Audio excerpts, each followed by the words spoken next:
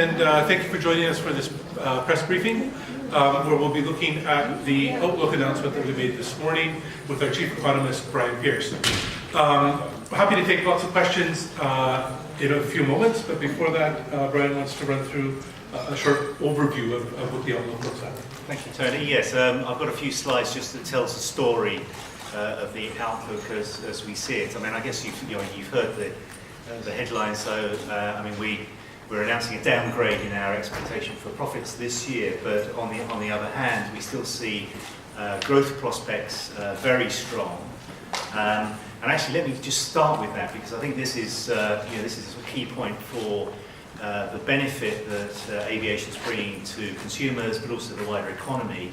Last year, we saw the number of cities, city pair connected, exceed 20,000 for the first time, and actually we'd expect that to exceed 21,000 this year. And it's those connecting the cities that not just benefit passengers and shippers, but also that's where the flows of economic benefit and the job creation takes place. And also, an increasingly lower cost. I mean, we're talking, particularly in this forecast release, about the impact of sharp rise in fuel prices. But I think a bit of context is useful, and the real cost of air transport is down by half over the last 20 years. As well as producing that benefit for consumers and the wider economy, just a quick review of 2017. The industry is still creating value, significant value for investors, which is an unusual thing to say. It hasn't been unusual for the last 3 years, but typically the airline sector has not created value for investors, but since 2015 it has. This shows the return on capital, which is what investors are concerned about, compared to the cost of capital, which is what investors should expect to earn. That's the top of the grey area. And you can see, particularly North American airlines, European airlines have been performing and continue to perform really well. In this region, Asia Pacific, I mean, it's a very mixed region, lots of different markets. Actually, it's doing pretty well. Not quite as well as last year, but still earning returns above the cost of capital. That's true also for Latin America. It's really the Middle East and actually also Africa, which is not on this chart, which is lagging. One of the other key metrics, I think, which is important for the industry is the amount of cash that it's generating. And this shows in billions of dollars the cash, what's called free cash flow. So that's really the cash the businesses are generating in excess of the capital spending, the money that is needed for fleet renewal. And that's important because that's the money that's available to reduce debt levels, which I think is particularly important at this juncture when interest rates are starting to rise, and also the cash that's available to pay investors to continue to attract capital. So for 3 successive years, the industry has been generating significant cash, actually mostly in North America and Europe rather than the other regions, which is why in this next chart you see that balance sheets have moved in quite different ways across the industry. These lines here show debt. Essentially it's debt to earnings, the ratio of debt to earnings. You really want that to be down. If you want to be an investment grade credit, you want that to be no more than 2 times debt, no more than 2 times earnings. And actually, North American airlines and European airlines are pretty close to that on average, and a number are already investment grade. So that's a pretty important achievement for the industry. That actually means that those regions have created some robustness in their financial performance in a more difficult environment, because it means they don't have those fixed debt payments to service. There's been less progress elsewhere, so there is still some vulnerability in the industry to shocks and to a rising interest rate profile, so there's more to be done. Just looking at the growth of the sort of key markets that airlines serves, firstly air travel. The red line there shows year-on-year growth of travel market measured by passenger kilometres flown. As you can see, it's quite volatile. But it does, I mean, I think you can probably pick out the trends. It moves pretty much in lockstep with business confidence and put GDP growth there instead as well, which has been really strong until quite recently. And as we all know, there's a lot of uncertainty around at the moment with tariff wars, with governments changing in Europe, with the surge in oil prices. So business confidence has taken a knock. But as you can see from the way those lines move together, that's still consistent with around about 7% growth in RPKs, or air travel, this year. And our expectation is, that there will be growth of about 7% this year after growth of just over 8% last year. I mean, that's still, well above the 20-year average of 5.5%. So we're still pretty positive about travel growth in 2018, despite some of the uncertainties. Cargo had a really good year last year, but as you can see, it's starting to slow. And that's a sort of fairly typical thing. I think what we've seen in cargo, typical for cargo, we've seen an inventory restocking cycle drive strong growth last year. I think we all benefited from a stronger economic environment over the last 12 months. I think businesses were rather caught out by the strength of it, and they found their inventories in the shops and factories falling. They turned to air transport, air cargo to quickly restock them, to the benefit of that part of the industry. That process has come to an end, so we're likely to see stronger growth, weaker growth this year, but still 4%. That's still pretty much in line with the longer term trend. So it's not a bad outlook for cargo as well. And then just looking at profitability measured by the airline's operating margin by quarter, just to show where the trend has been going in recent quarters. This is through to the first quarter of this year. The red dotted line shows actually what airlines report. It's very seasonal. We stripped that out to get a better view of the trend. And I think it's clear early 2016 was the best time for profitability. It has been squeezed since then by rising costs. But actually, the last few quarters and going into the first part of this year, airlines do seem to have managed to stabilise that situation, and certainly, the level of operating margins is still considerably higher than where it was just a few years ago. It's been stabilised because airlines have managed to keep their unit revenues growing pretty much in line with their unit costs through, to a large part, high load factors, but also to some extent through firmer yields as well. But I think you can see that perhaps the biggest challenge facing airlines today is this acceleration in costs, which has really begun, we've seen it over the last couple of years, but it's accelerated quite a bit recently. And I think the reason for that is more generally in the world economy. We're seeing this, 10-year-long economic cycle use up most of the spare capacity that there is in many markets. We've seen unemployment in the OECD fall to low levels, so we're seeing rising wage pressures, and the pilot shortage is one sort of industry symptom of those tighter labour markets.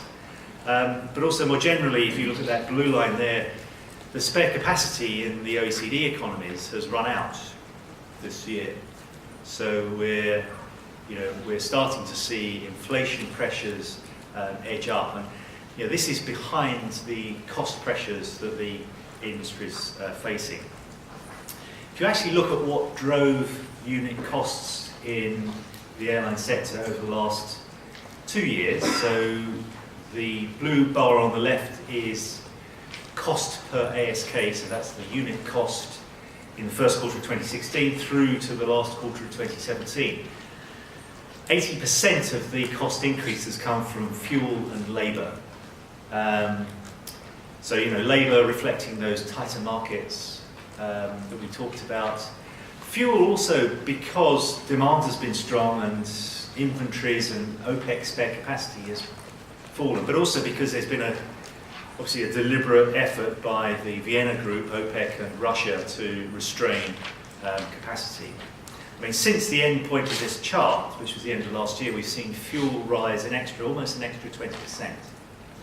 So that's the major cost for airlines.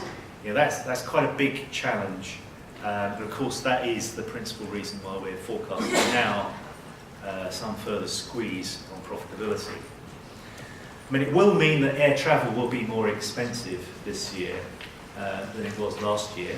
And that's shown in the red line there, the average yield that airlines will earn. It's gone up from 2017 levels in 2018. But also look at the context. It's actually come down a long way in the last few years. And in particular, if you adjust for inflation, if you compare the cost of air travel to other goods, it's come down a long way in recent years. So there's been a lot of price stimulation for travel. And the increases that we're expecting this year are going to be more or less balanced by inflation elsewhere. So air travel is going to be roughly the same. The real cost of air travel is going to be roughly the same. So there's not a lot of headwind to travel, but there's not the tailwinds that we've had more recently. But also we've got growth. We've got uncertainties about economic growth. But the expectation, I mean, most of the economic forecasters, the IMF and others, have been raising their economic growth forecasts in the first few months of this year. I think there's a bit of a dent from the uncertainties and the fall of business confidence now, but even so, we're still looking for something like 3% plus economic growth. There will be some slowdown in travel, but as you can see, by historic standards, that 7% growth expectation for RPKs is still looking pretty good. And in terms of airline profitability, the economic cycle is important, but perhaps less important than it was in the past. You can see in the past, airline profitability was really driven by the cycle. Airlines made a bit of money when growth was good, and they lost lots of money when the world economy was in recession. The last few years has shown that there's been change. The industry has been reorganising itself. Profitability is better than you would have expected given the cycle.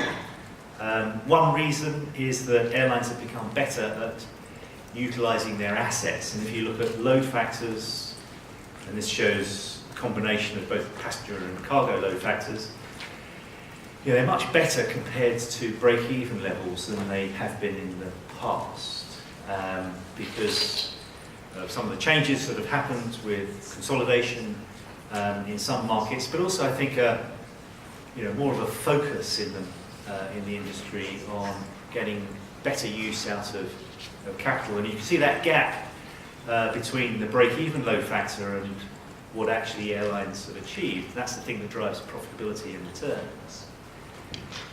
It's not quite as wide as it was in 2015, 2016, but it's still, almost 5 percentage points. Break-even is rising this year because of higher fuel costs, but actually we expect airlines to be able to increase their load factors a little further this year as well, which will offset a little that narrowing of the gap.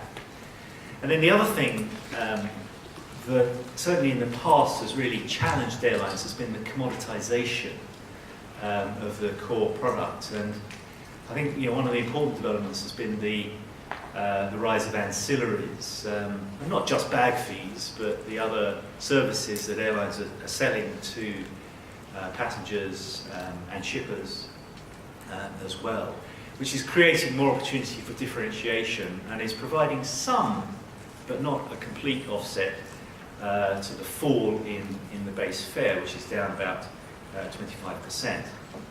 So if we put all that together, the rise in fuel prices will mean a squeeze it will mean lower profits, it will mean lower return on capital this year than we had last year. We think return on capital is going to be around about 8% on average for the industry after 9% last year. And then investors are going to be looking for more as well, because bond yields are rising, so the cost of capital, or what investors expect to earn, is going to be rising. The key thing though is there's a positive gap there, which means that the airline sector is still attractive for investors. It's still creating value for investors. If you look at that in terms of the operating the EBIT margin or the operating margin, it's a similar sort of profile. It's not quite as good as it's been in the last couple of years, but still high compared to what it's been in the past. And total net post-tax profits are going to, we think, be down, still above 30 billion, but down on last year, in line with the squeeze from higher oil prices. And then sort of my final point is that the industry's made great advances in becoming more financially secure, but it's still pretty uneven. We're still seeing, a lot of that profit being generated out of North America, and also parts of Europe and parts of Asia. But elsewhere, Latin America has been recovering from a very difficult situation. The Middle East is also recovering, but as you can see, it's still lagging behind, and Africa also slightly better, but it's still quite a long way away from the sort of performance that we're seeing in other markets. So with that, we'll open the floor to questions. Thank you. Thanks, Brian. Who wants to ask the first question? Just before we do that, one explanation. You're probably wondering why we have a SkyTeam logo on the monitors. Lunch was brought to you by SkyTeam, and there's a SkyTeam briefing after this. So that mystery solved. Who wants to ask the first question? Maybe we'll take one of the first. Yes, I'm Despina Daciu from Air Transport News. I would like to ask you, for how long do you believe that profitability will continue for airlines? And if we're actually approaching the end of the cycle? That's a good question, and we don't have a clear answer on that, because if you look at the cycles in the past, they've always ended by shocks. Bursting of the dot-com bubble, 9/11, or global financial crisis. Shocks, by definition, are unpredictable, so we don't know is the true answer. However, what I would say is that there were two structural changes I pointed to. I think the industry is better at managing its assets. It's also, with ancillaries, changing the nature of the product. I think those things will, and it's improved its balance sheet in North America. That will give some support to more difficult conditions. So I think the industry can continue to stay profitable for longer. Okay, next question. Maybe in the back. Yeah. Brian, this is Andreas from Pearce Travel. As far as the Middle East carriers are concerned, the ongoing dispute, the blockade of Qatar and so on, what's your estimate? How will that impact the continuing low EBIT of the carriers? Yeah, I'm not sure I can. We've not actually measured that specific situation, but the Middle East carriers, particularly the Gulf carriers, have actually been subject to a series of shocks. They were. If you look at the travel between the Middle East and North America, that had been declining until recently. It's starting to recover now, under pressure from the PED ban and some of the travel bans that have been at least threatened. That is starting to recover, and the agreements between the US and some of the Middle East countries seem to be helping that situation as well.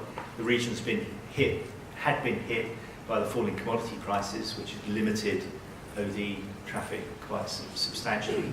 That is starting to recover as well. And the airlines in the region have, are changing their strategies. We're seeing some pretty major changes in strategy, and I think it's starting to work. So we're starting to see a recovery from the lows of last year, but these things take time. Next question. Aaron? Oh, yeah, Mike is just coming up. Aaron Carp with Aviation Daily. In December, you talked about how this could be a record year in terms of revenue. We know the costs have gone up. Is that still in play? And how is the revenue environment more generally? I think so, yes. We are expecting to be a record year. I mean, we're expecting to see revenues of over 800 billion. I mean, driven really by the very strong air travel environment. We saw 8% growth last year. We're expecting to see 7% growth in volumes, in travel volumes this year. That's well above the 5.5% 20-year average. So that's providing some offset to the costs, but unfortunately, cost pressure is rising so quickly that we're expecting to see costs rising even faster than that. What in normal times would be very good revenues, and that's the thing that's squeezing profits. Okay, Steve? Steve Creedy from Airline Ratings. If you look at the per passenger profit, North America is roughly twice the next, which is Europe, and 3 times some of the others. Why is there such a huge discrepancy on a per passenger basis between North America and then everybody else, essentially? Yes, I mean you'll see. I mean the discrepancy on the margins are not quite as big as per passenger. I mean I think it's sort of largely dependent on the on the sector lengths that are flown.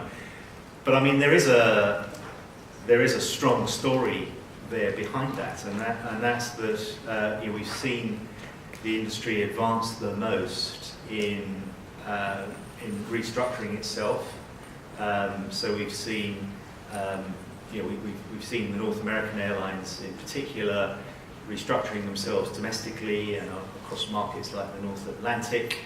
On those international markets through things like joint ventures. I think they've been very much looking for sort of economies of scale that are being created by some of these structures, and they've done it to a greater extent than other regions. And I think they've also been in the advance on developing the ancillaries side of the business as well, coupled with the fact actually the US economy has been really strong. So actually willingness to pay has been pretty strong there as well. Okay, maybe Gloria? No, one behind. Hi Brian, just looking for some colour on the freight cargo market. Yeah. How concerned are you about trade tensions and to the effect that they could have? And at the same time, how much is e-commerce and pharmaceuticals sort of driving the market, and how much could it sort of potentially help mitigate any effects of a downturn from trade tension? I think we're still positive on air cargo. I think we're really worried about the trade situation. We've seen it. There's been a trade problem really for the last 10 years. We have been seeing creeping protectionism, mostly of the softer kind of sort of protecting national champions. It's broken out into tariff wars recently.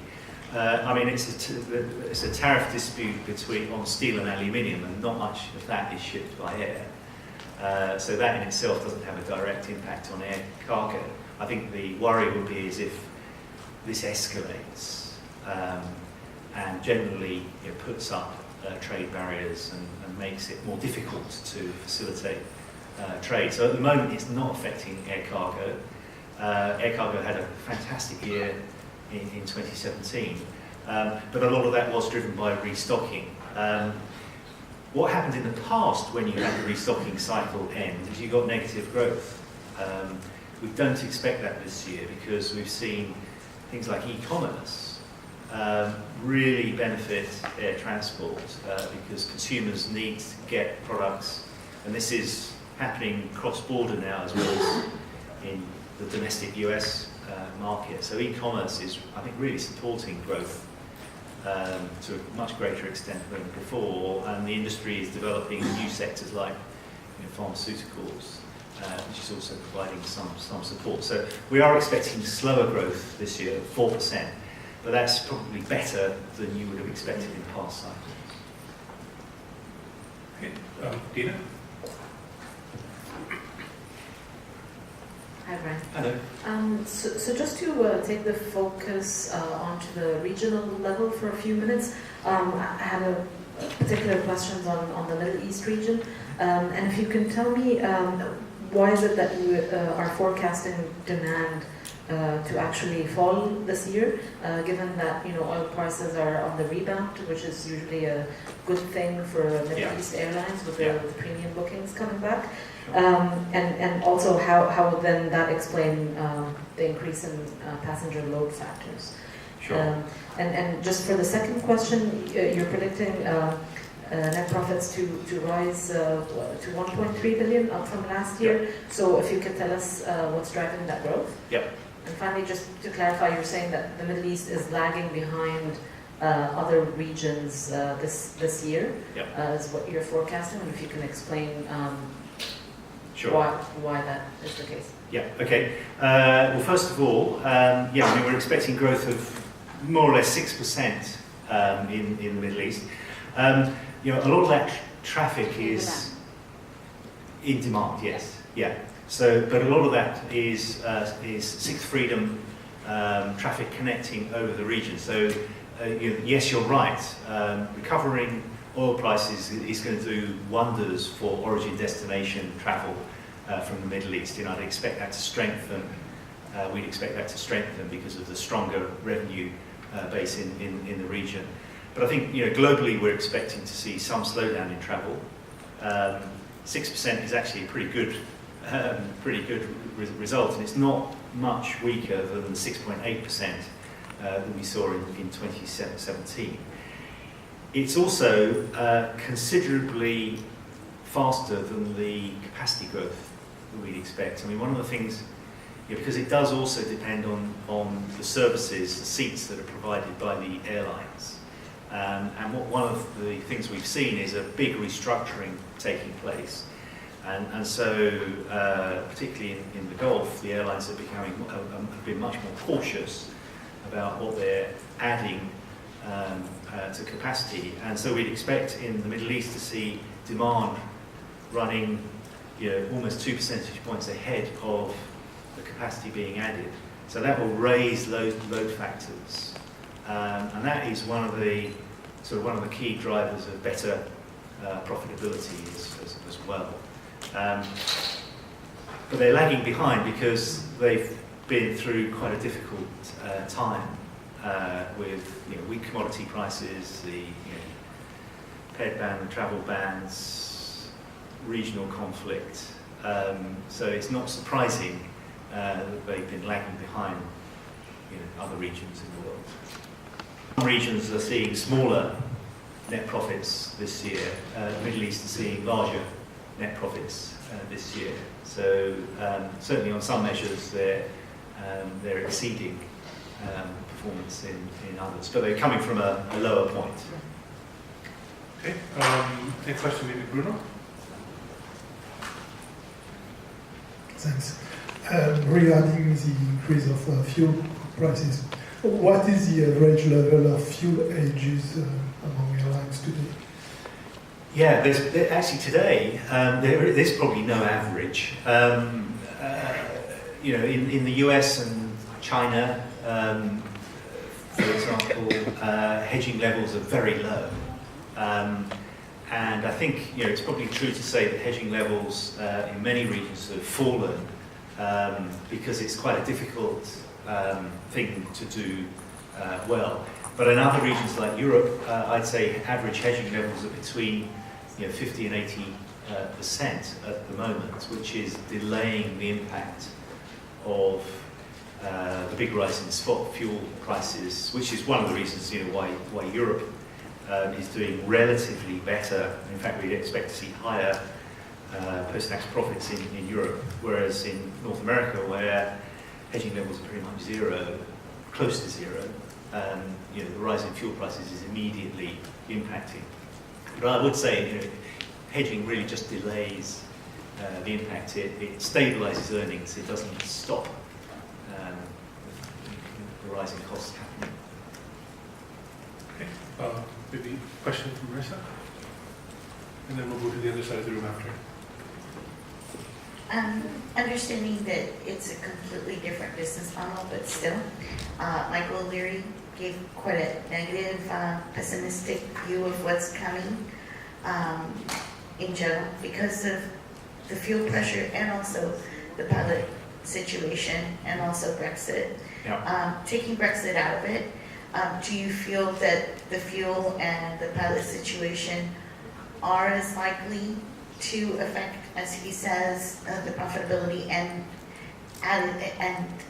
as part of that, to what would you attribute the CFO optimism that you recently reported? Are they just out of touch, or are they seeing something else? I think just look at the data. In the first quarter of this year, airline profits were stable at high levels. Travel was still growing at record growth rates. There are a lot of alarming headlines and worrying developments, but actually the industry is doing well at the moment. Actually, I think the industry is doing well. So clearly, some parts of the world and some airlines are not doing as well as others. But I don't think that the CFOs in that business confidence survey were misguided at all. They're reporting that their confidence levels are still pretty high. I do think that the industry faces some pretty severe challenges, and indeed, we're expecting lower profits this year. We're expecting to see slower growth in travel, slower growth in cargo. Clearly, there is damage being done by higher fuel prices, but it's coming from high levels. And so, the industry is still in pretty good shape, even though this year is by no means as good as it was last year or the year before.